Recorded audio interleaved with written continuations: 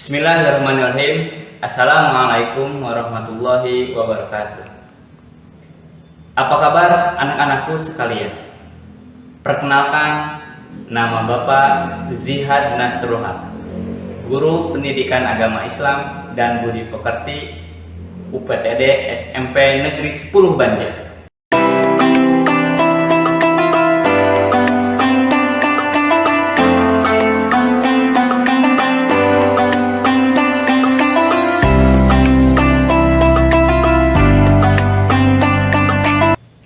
Pada kesempatan kali ini, Bapak akan menjelaskan materi kelas 9 tentang meyakini hari akhir, mengakhiri kebiasaan buruk.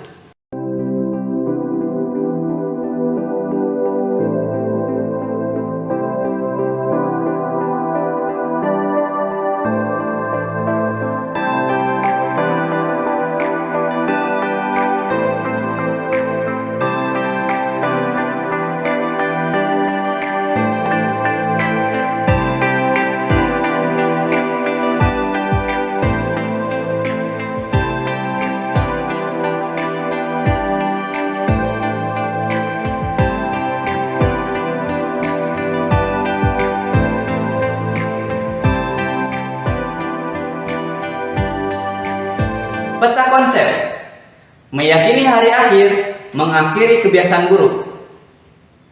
Kiamat terbagi dua macam. Yang pertama kiamat sugro, kemudian yang kedua kiamat kubro.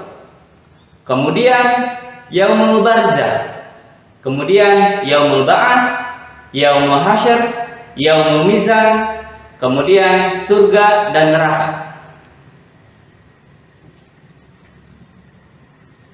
Yang pertama, pengertian hari akhir dan macam-macam kiamat. Beriman kepada hari akhir atau hari kiamat merupakan rukun iman yang kelima.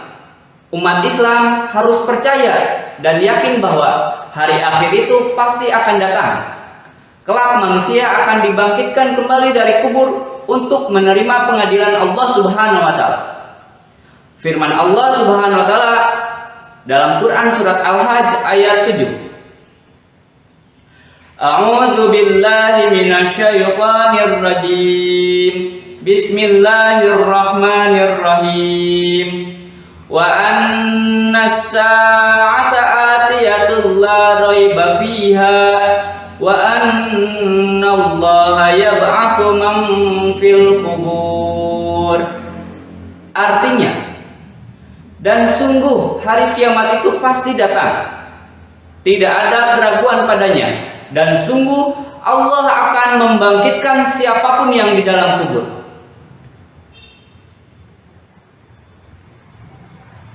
Pengertian iman kepada hari akhir. Secara bahasa, ialah percaya akan adanya hari akhir. Sedangkan secara istilah, pengertian iman kepada hari akhir ialah percaya dan meyakini akan adanya kehidupan yang kekal atau akhirat dan abadi setelah kehidupan di dunia.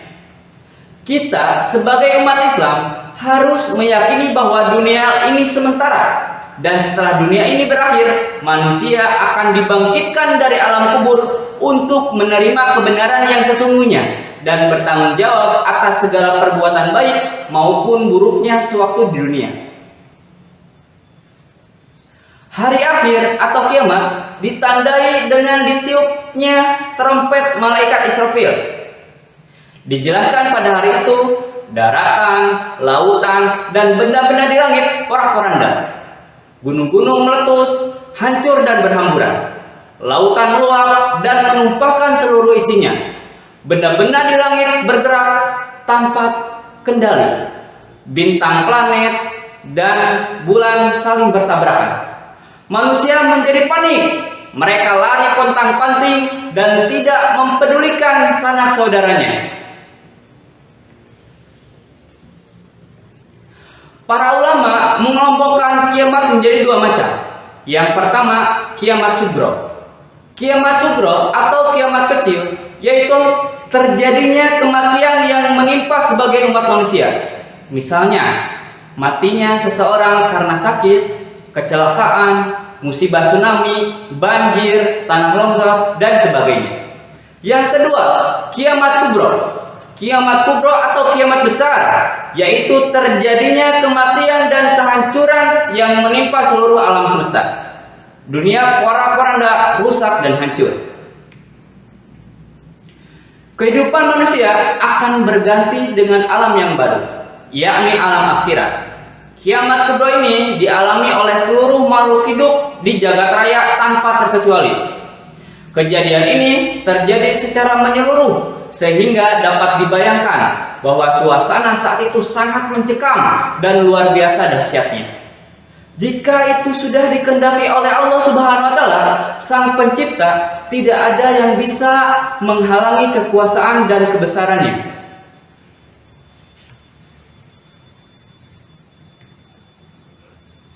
Peristiwa kiamat kecil berupa kematian sudah sering kita lihat di dalam kehidupan sehari-hari. Kiamat kecil itu merupakan akhir dari kehidupan orang-orang yang mengalaminya. Bagi orang yang masih hidup, hal ini menjadi pelajaran yang sangat berharga bahwa pada saatnya kita juga akan mengalaminya. Kejadian hari kiamat. Kejadian hari kiamat digambarkan oleh Allah Subhanahu wa taala begitu dahsyat. Dalam Quran surat Al-Qari'an ayat 4 sampai 5, A'udzu billahi minasyaitonir rajim. Bismillahirrahmanirrahim. Yauma yakunun nasu kal farashil mabsus wa takunul jibalu kal ihnil manfush. Artinya, pada hari itu manusia seperti laron yang berterbangan dan gunung-gunung seperti bulu yang dihambur-hamburkan. Quran surat Al-Qari'an ayat 4 sampai 5. Kemudian Quran surat Al-Jadalah ayat 1 sampai 2. Bismillahirrahmanirrahim. Idza zulzilatil ardu zilzalaha wa akhrajatil ardu asqalaha. Artinya, apabila bumi digoncangkan dengan goncangan yang sangat dahsyat dan bumi telah mengeluarkan beban-beban yang berat yang dikandungnya. Quran surat Al-Jadalah ayat 1 sampai 2. Kiamat kubro memang belum terjadi sehingga tak seorang pun mengetahui peristiwa yang sebenarnya. Namun kita mengetahuinya dari firman Allah Subhanahu wa taala dan hadis Nabi Muhammad SAW.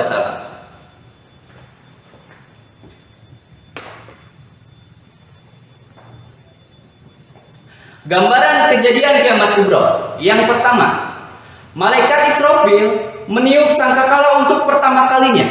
Semua manusia akan mati kecuali yang dikehendaki oleh Allah Subhanahu wa taala.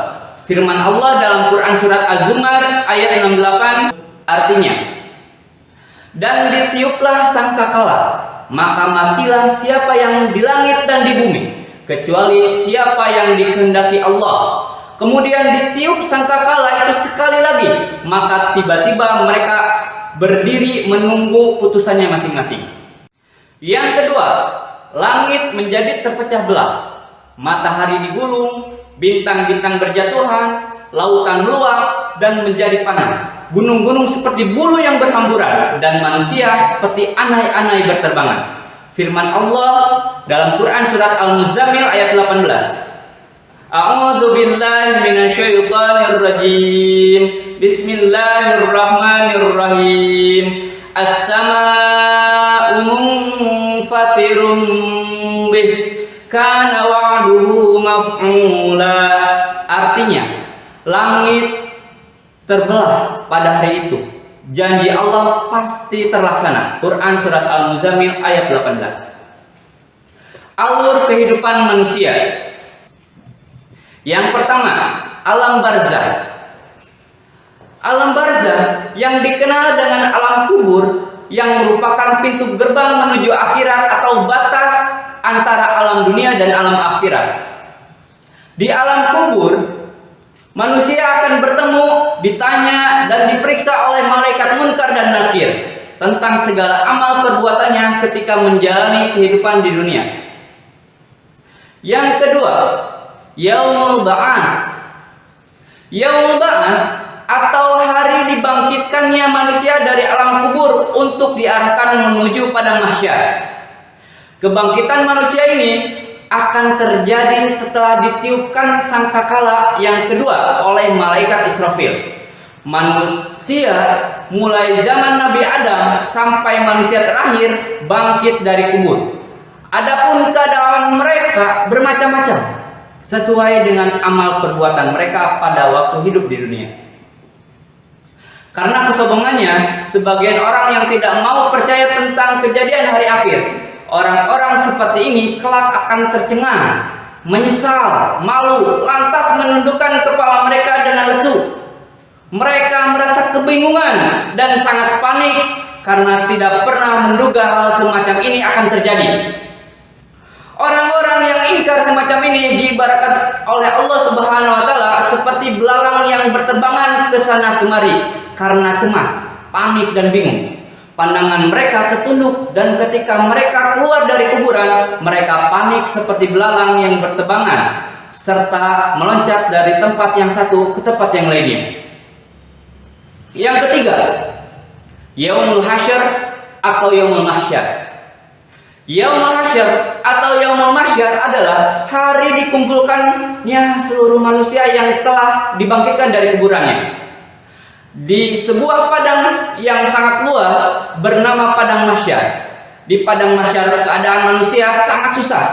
Tidak ada yang dapat menolong kecuali hanya pertolongan yang datangnya dari Allah Subhanahu wa taala bagi orang-orang yang dikehendakinya. Yang keempat, Yaumul Mizan dan Yaumul Hisab. Arti kata mizan adalah timbangan, hisab artinya adalah perhitungan.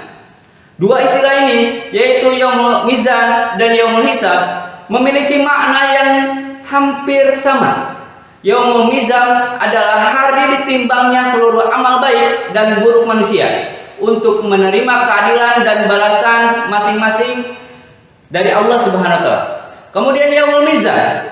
Yaumul Mizan disebut juga Yaumul Hisab, yaitu hari diperhitungkannya seluruh amal perbuatan manusia, baik amal yang baik maupun amal yang buruk.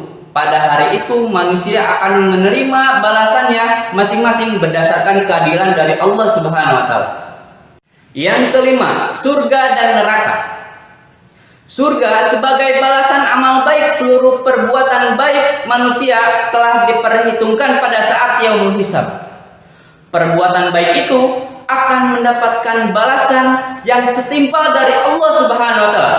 Tidak ada sedikit pun perbuatan baik yang tidak mendapatkan balasan.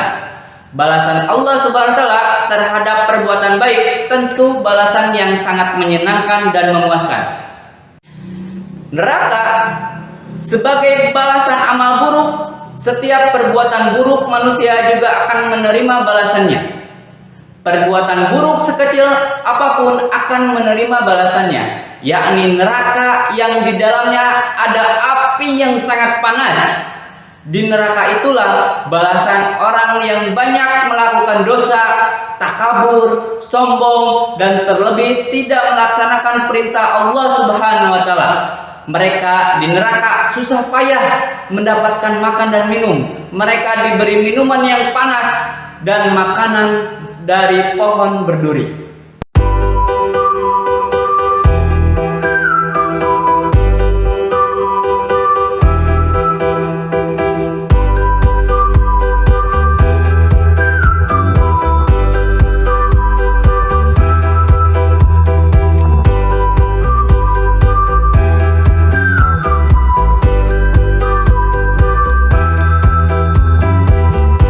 Demikian materi yang Bapak sampaikan, mudah-mudahan bermanfaat.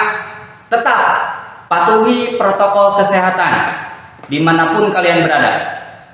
Akhirul kalam, wassalamualaikum warahmatullahi wabarakatuh.